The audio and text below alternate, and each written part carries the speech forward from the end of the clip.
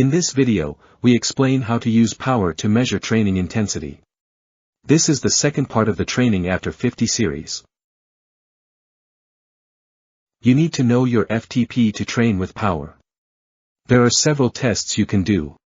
8-minute test, 20-minute test, 60-minute test, and tests that are already included in your bike computer. Use the one you prefer. Just remember that to measure long-term improvement, it should always be the same and under the same conditions, same bike, same route, same power meter, and even the same time and similar weather.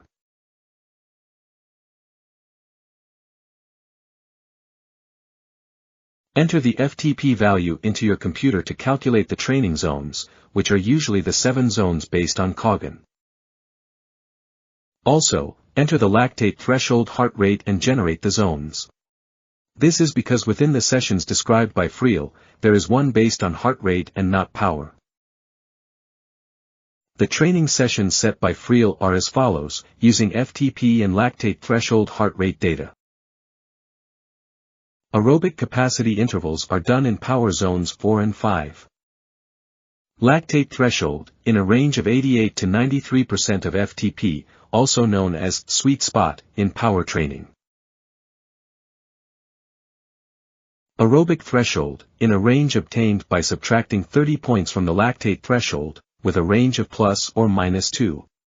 For example, if your lactate threshold pulse is 158, the result is 128, making the training range between 130 and 126 beats per minute, which is in the pulse zone 2. Recovery sessions are done in zone 1, either pulse or power.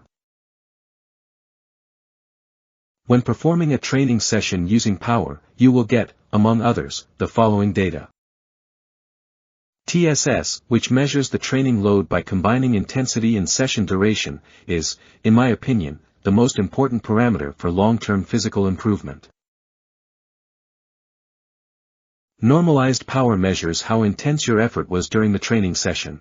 Unlike average power, which is just the arithmetic average of the session's power, normalized power considers variations in effort and considers power changes caused by terrain irregularities in case of undulating terrain with many ups and downs, or if you were training in different power zones during the session.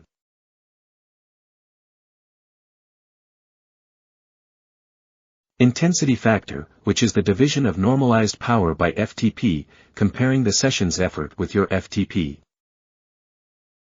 To measure long-term progress, the TSS result of each session is added to a chart called the PMC, or Performance Management Chart, which measures the increase in fitness, the level of fatigue generated by the training sessions, and form, which indicates how ready we are to participate in an event or if we are falling into overtraining and fatigue.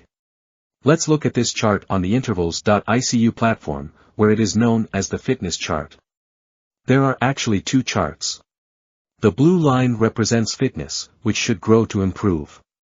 The purple line represents fatigue, which is the effort level of the training sessions. It needs to be higher than the fitness to stimulate improvement.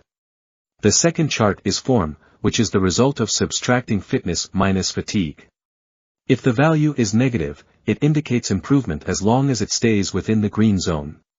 If it reaches the red zone, it indicates too high a training load, so the session intensity should be reduced, meaning lower TSS or taking a rest day. The gray zone indicates a decrease in session intensity, causing fitness to remain stable rather than improve. It is aimed for during recovery weeks and when preparing for an important event. The blue zone indicates the optimal level of fitness and rest to participate in an event under the best conditions. Fitness improvement can be planned in detail by assigning TSS values and intensity factors to achieve a gradual increase without falling into overtraining or fatigue. In the next video, we will see how to do this. For now, create a screen on your bike computer that you will use to control the sessions, which should include at least power zone, TSS, and intensity factor to control your sessions. This is the one I use. Power zone to maintain according to the training plan. Pulse zone, used as a reference during training. I think it is very important to always monitor heart rate. Cadence.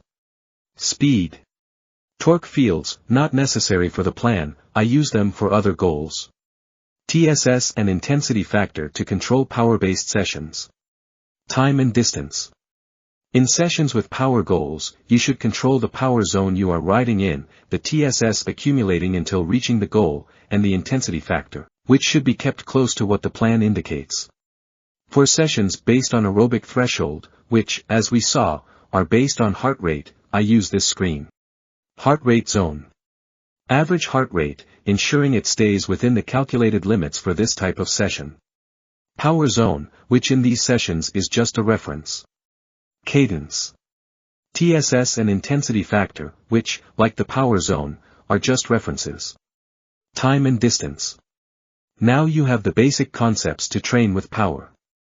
In the following videos, we will see how to plan the workouts and perform a session in real time, ensuring that the goals are met. Don't forget to subscribe, like, and share this video to continue learning about these topics. Thank you for visiting.